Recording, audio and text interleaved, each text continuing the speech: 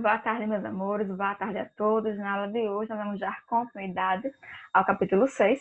Lembrando que na aula anterior, vocês viram as características do tecido epitelial, e na aula de hoje nós vamos começar a estudar os tecidos conjuntivos, ok? Os tecidos conjuntivos, eles têm características bastante importantes, como, por exemplo, ele é o tecido mais abundante no nosso organismo. Então, em todo o corpo humano, o tecido que mais será encontrado será o tecido conjuntivo, justamente pelo fato de ele se diferenciar em tecidos distintos, que vocês vão perceber daqui a pouquinho comigo, certo? Vamos às funções. Os tecidos conjuntivos, eles têm funções diversas, como, por exemplo, dar sustentação, proteção, além também de unir os órgãos desse organismo humano. O tecido conjuntivo, ele é formado por células que vão se espalhar em uma substância chamada de matriz extracelular.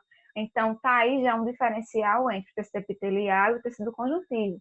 Enquanto no tecido epitelial não há espaço entre as células estão justapostas bem unidasinhas, no tecido conjuntivo haverá um espaço entre essas células justamente espalhado na matriz extracelular. Por isso, o nome matriz extracelular seria o espaço extracélula, fora da célula, justamente como vocês podem ver na imagem do slide, certo? Há um espaço entre as células no tecido conjuntivo. Os tecidos conjuntivos, eles se diferenciam em tecidos distintos, como, por exemplo, o tecido conjuntivo propriamente dito, o frouxo, o tecido conjuntivo propriamente dito, denso ou modelado, o tecido adiposo, o tecido sanguíneo, o tecido ósseo, além também, claro, do tecido cartilaginoso. Vamos ver, então, cada um agora separadamente, com calma, para que vocês consigam compreender todas as características desse tecido tão abundante no nosso organismo. O tecido adiposo, ele, como nós acabamos de ver, é um tipo de tecido conjuntivo.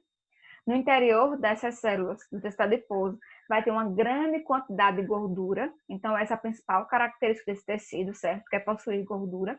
E qual é a função? Para que serve essa gordura? Essa gordura presente no tecido adiposo, ela vai ter duas funções específicas. A primeira é de reserva energética. Então, caso você passe muito tempo sem se alimentar, é esse tecido que vai ser quebrado em forma de energia para que o seu corpo não morra, digamos assim, de imediato, certo?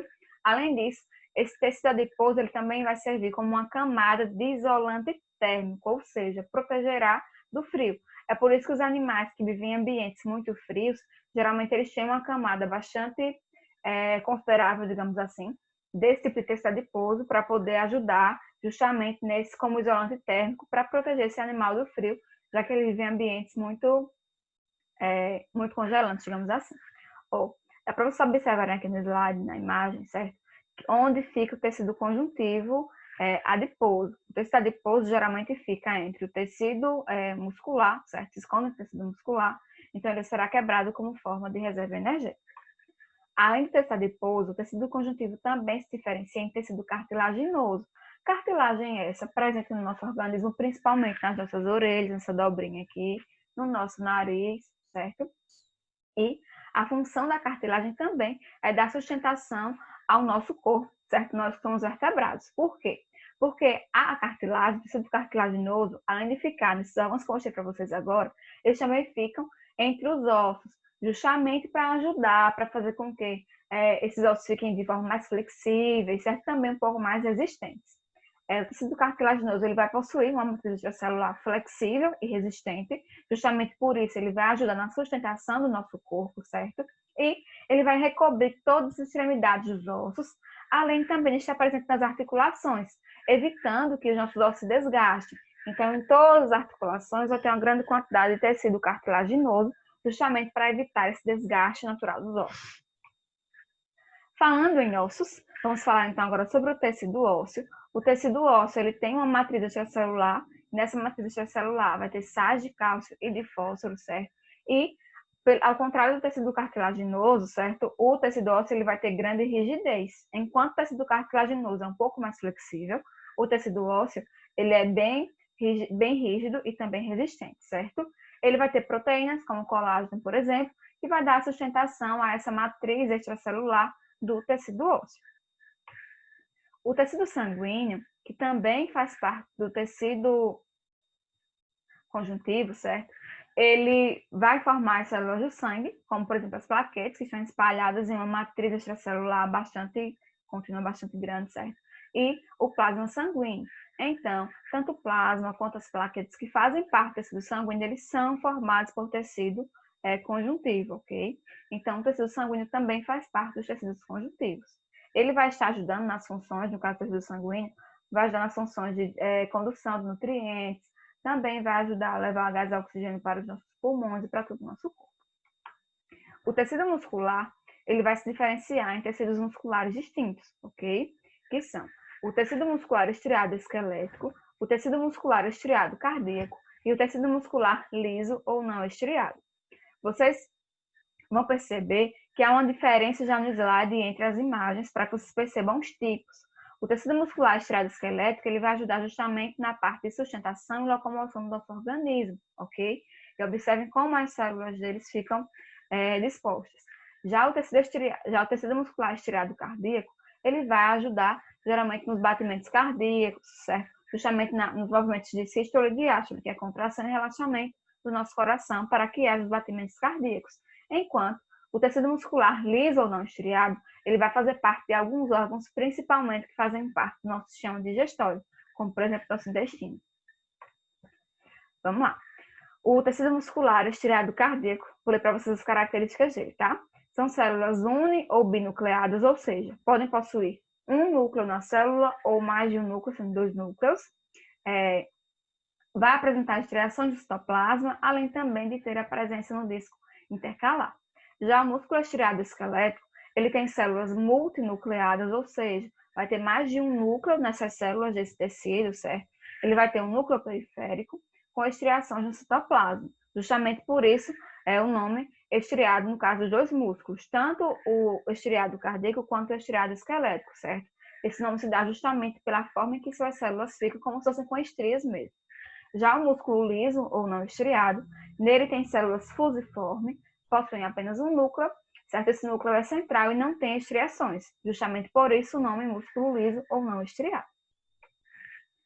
Bom, aí nós temos mais imagens para que vocês percebam, certo? O músculo estriado esquelético, o músculo estriado liso, ou melhor, o músculo não estriado, que é o liso, certo? E o músculo estriado cardíaco, para vocês percebam as disposições das células deles, ok? Vamos lá. Vou ler para vocês as características e funções de cada tipo aqui, para que vocês entendam um pouquinho melhor, tá? Vou falar sobre o plasma. O plasma tem como característica ser um líquido amarelo claro, como está na imagem do slide para vocês. Ele vai ocupar mais da metade do volume do sangue, então grande parte do nosso sangue ele provém desse plasma. Ele é composto por água e substâncias minerais e orgânicas. A função do plasma no nosso organismo, lembrando, o plasma ele é um tipo de tecido conjuntivo, certo? Vai ser transportar os nutrientes e as impurezas pelas nossas veias. Ele também vai ser responsável pela circulação das células sanguíneas. Já no caso das hemácias, ou eritrócitos ou glóbulos vermelhos, eles são células que não possuem núcleo, ou seja, são células anucleadas. Eles vão ter forma de disco achatado no centro, justamente pelo fato de não possuírem um núcleo, ok? Eles têm hemoglobina e são células mais numerosas do nosso sangue. A função do plasma é transporte de oxigênio e dióxido de carbono nas nossas vidas, ok? Os glóbulos brancos ou leucócitos são células com núcleo, possuem formato variado, são maiores do que as hemácias e são menos numerosas que as hemácias. A função é defender o organismo dos micróbios e invasores, que são os agentes patógenos ou agentes causadores de doenças. E as plaquetas sanguíneas são fragmentos de células que não possuem núcleo, são os elementos mais pequenos do nosso sangue e eles vão ajudar na coagulação sanguínea, que é na parte da cicatrização de algum ferimento, principalmente, ok? Lembrando que todas essas partes que eu falei para vocês agora fazem parte do tecido sanguíneo e o tecido sanguíneo ele faz parte também do tecido cartilaginoso, como nós vimos agora há pouco. O tecido nervoso, certo? Ele vai ter células chamadas de neurônios, além também de outros tipos celulares.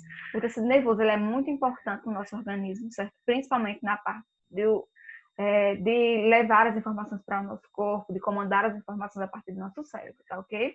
Os neurônios eles vão captar os estímulos da periferia do nosso corpo, também na parte interna do nosso corpo, e vai transmitir esses estímulos na forma de impulsos nervosos. E é assim que nós vamos conseguir pensar, mover mão, mover braço, mover cabeça, certo? Tudo isso a partir também desse comando, das funções a partir do tecido nervoso, principalmente tecido nervoso central. Vamos adiantar um pouquinho. Nós terminamos as características dos sistemas, certo?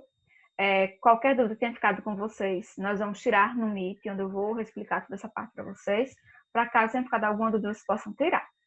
E nós vamos falar agora sobre órgãos, sistemas e organismos. Vocês já sabem que há uma sequência, certo? De organização, digamos assim, em que primeiro vem as células, a partir das células, um conjunto de células com mesmas funções, com mesmas características, vão formar um tecido específico. Um conjunto de tecidos vão formar os órgãos, um conjunto de órgãos formarão os sistemas, para que assim forme o nosso organismo, ok? É como se fosse um grande quebra-cabeça, uma sequência, certo? Uma sequência lógica, em que vocês têm que entender as funções de cada parte delas para poder chegar no todo, que é justamente o nosso organismo. É mais complicado entender o organismo sem entender como é que funcionam as células, os tecidos, os órgãos e os sistemas, ok? Por isso, esse sistema de organização. Os sistemas, eles são um conjunto de órgãos que vão realizar determinada função. Por exemplo, eu trouxe para vocês no slide a imagem do tecido do sistema digestório. O sistema digestório ele é formado por um conjunto de tecidos, certo? Por um conjunto de órgãos, para poder formar esse sistema. E os órgãos que formam o sistema digestório são a boca, que é justamente quando vai acontecer a mastigação do alimento, as glândulas salivares, que também vão ajudar na digestão do alimento, certo? O esôfago, que é por onde o alimento vai passar para ser conduzido até o estômago, o pâncreas, o fígado, o intestino grosso, o intestino delgado, certo? Todos esses são órgãos que vão formar o sistema digestório. E todos esses órgãos são formados por um conjunto de tecidos. E todos os tecidos desses órgãos são formados por um conjunto de células que possuem as mesmas funções e as mesmas características. Vamos falar então de organismo. O nosso organismo, ele nada mais é do que o conjunto de vários sistemas, certo? Por exemplo, nós temos aqui no slide o sistema ósseo, o sistema cardiovascular, o sistema muscular, o sistema digestório, certo? O sistema respiratório. Todos os nossos sistemas, além, é claro, do tecido epitelial, que vai recobrir tudo isso, todo o nosso organismo, certo? Vai formar o nosso organismo. Paramos um pouquinho de falar sobre animais, paramos um pouquinho de falar sobre nós, seres humanos, o nosso organismo, para que vocês entendam um pouco mais agora de como é que esses tecidos, essas células também formam as plantas, ok? Porque as plantas também são um organismo, diferente de nós, animais, seres humanos, mas também são organismos que também são formados por tecidos, que também são formados por células, ok? As plantas, elas são pluricelulares, ou seja, elas são formadas por mais de uma célula, várias células formam essas plantas. As plantas, elas têm células embrionárias, que são justamente as células que vão dar origem às sementes dessa planta, no caso das plantas que possuem sementes, além também de terem células especializadas. Que essas células especializadas das plantas, elas funcionam como se fossem pequenos órgãos nesse organismo, certo? E as plantas, elas vão ter tipos de células, tipos de tecidos, tipos de órgãos e tipos de sistemas. As flores, elas são órgãos sexuais, ou seja, as flores, elas podem realizar reprodução sexuada. Então, pode haver troca de gametas entre uma flor e outra, para poder acontecer o surgimento, certo, de uma nova semente, para que haja uma nova planta. As folhas, elas funcionam como se fossem os pulmões da nossa planta, porque é a partir dessas folhas que elas vão captar o gás carbônico para poder liberar o gás oxigênio. As plantas, elas têm vários vasos condutores, certo? Xilema e floema, que vão conduzir a seiva, e a seiva da planta é como se fosse o sangue dela, certo? E as raízes, que é a parte que vai sugar os nutrientes da terra para poder realizar a fotossíntese, funcionam como se fosse o intestino da planta. Então, percebam que as plantas, elas têm tecidos específicos que agem, que funcionam como se fossem órgãos, assim como nós, seres humanos, também possuímos, claro, tecidos diferentes e órgãos diferentes também. Vamos começar a falar sobre a raiz da planta. A planta, a raiz da planta vai ter várias funções, como, por exemplo, a fixação no solo, porque é a partir da raiz que a planta consegue se fixar, se manter de pé para poder realizar a fotossíntese e se desenvolver. A raiz também vai absorver a água e sais minerais que ficam no solo. Então, é a partir da raiz que a planta vai receber todos esses nutrientes. O caule, ele vai ajudar na sustentação das partes aéreas da planta, que são as conexões entre as raízes e as folhas, além também de ser no caule, que vão estar dispersos os vasos condutores, como xilema e floema, ok? Que vão conduzir a seiva, certo? A seiva bruta e a seiva elaborada na planta. A folha, ela vai ajudar na fotossíntese, certo? Também na parte de transpiração, como eu tinha falado agora para vocês, são as folhas que vão captar o gás carbônico, liberar o gás oxigênio dessa planta. Então, são as folhas, as partes, os tecidos, os órgãos responsáveis por realizar as trocas gasosas. A flor da planta está ligada à reprodução, para que a espécie perpetue. E o fruto vai ajudando a dispersão das sementes, para que também essa planta consiga germinar e ter várias novas plantas da mesma espécie.